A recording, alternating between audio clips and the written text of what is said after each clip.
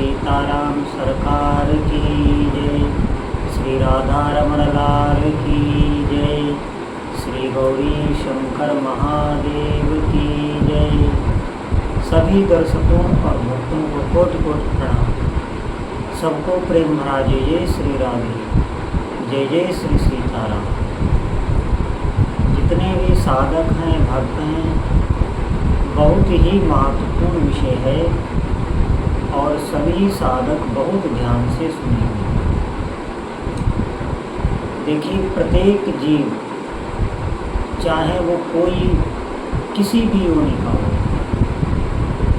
वो सुख की तरफ ही दौड़ रहा है। उसका एक उद्देश्य है कि कहीं से हमें सुख मिले।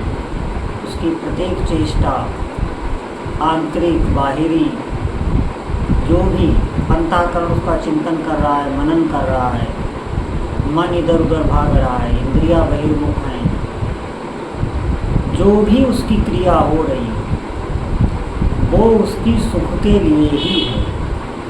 आप देखो, और वो सुख हम ही हैं। जो हमारे भीतर चेतना है वही हर जगह व्याप्त है।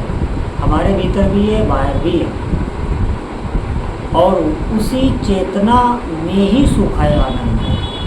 अगर वो शरीर में ना हो तो आप देखेंगे, आप किसी भी मुर्दे को स्पर्श करना तो आपको किसी भी प्रकार का स्पर्श का कोई सुख नहीं मिलेगा। और वही आप किसी चेतना युक्त किसी भी प्राणी को स्पर्श करना तो आपको चेतना का सुख मिलेगा।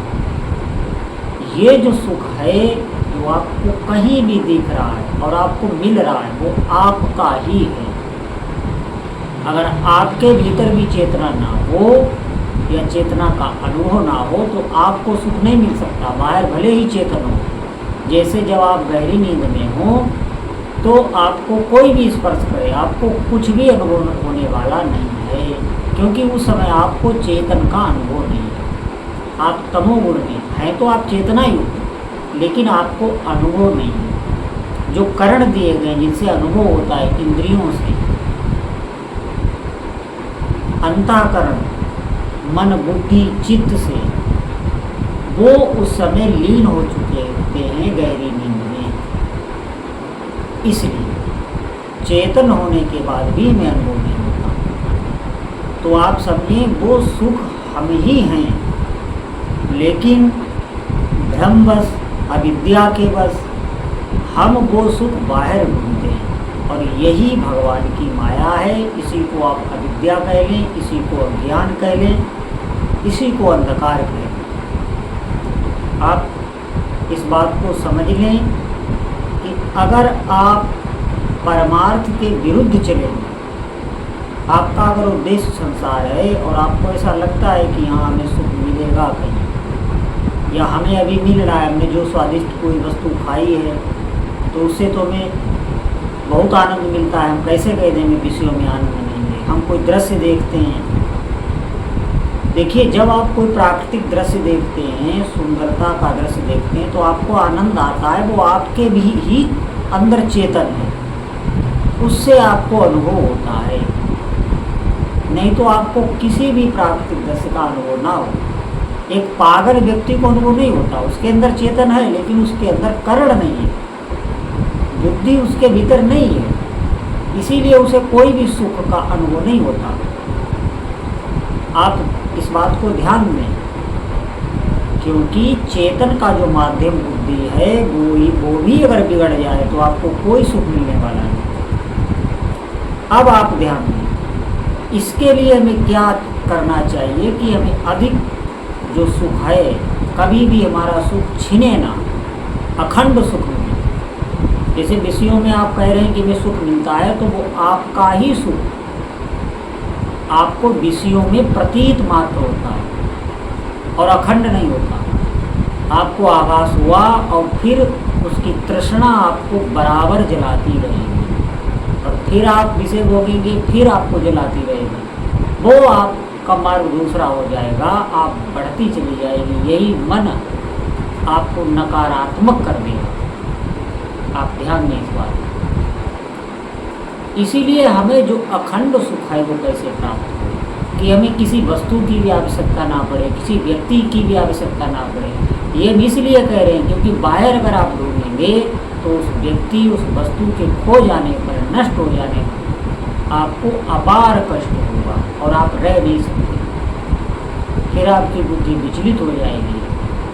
आप ध्यान दें, हमें दुख उठाना ना पड़े, हमें जो शाश्वत सुख है उसकी प्राप्ति हो, उसके लिए हमें भजन करना होगा।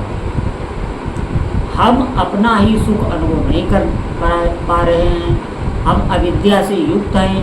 उसका मात्र कारण है कि हम भजन नहीं कर रहे।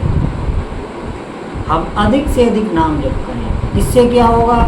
इससे जो हमारी बुद्धि है वो पवित्र हो, पवित्र बुद्धि में विवेक उत्पन्न होगा और विवेक इस मन को बार बार तर्क के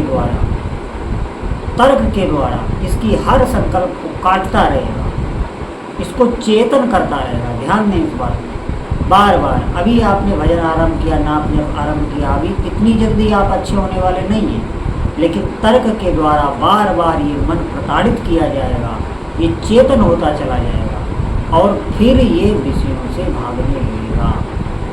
आप अभी ये चेतन नहीं है, ये जड़ हो गया, ये विषय भोग भोग के जड़ हो गया, विषयों के अतिरिक्त से कुछ दिख नहीं रहा, ये जड़वत हो गया। इसी को विवेक के द्वारा चेतन किया जाता है, बार बार, कई बार। और उसी समय, जिस समय ये अभिलाषा करे, जिस समय ये किसी विषय भोग की तृष्णा में जल रहा हो, बार बार इसे चेतन किया जाता है। और वो आप तभी कर पाएंगे जब आपके पास आध्यात्मिक बल होगा। और आध्यात्मिक बल तभी होगा जब आप नाम जप करेंगे और सत आचरण करेंगे। आचरण भी आपके ठीक होने चाहिए। आप ध्यान दें इस बात और आप भजन कीजिए तो आप जीवन के परम लक्ष्य को पा जाएंगे। नहीं तो ये शरीर नष्ट होने के बाद फिर हमारे जो भी विषय आसक्ति है उसके कारण हमें दूसरा जन्म लेना पड़ेगा।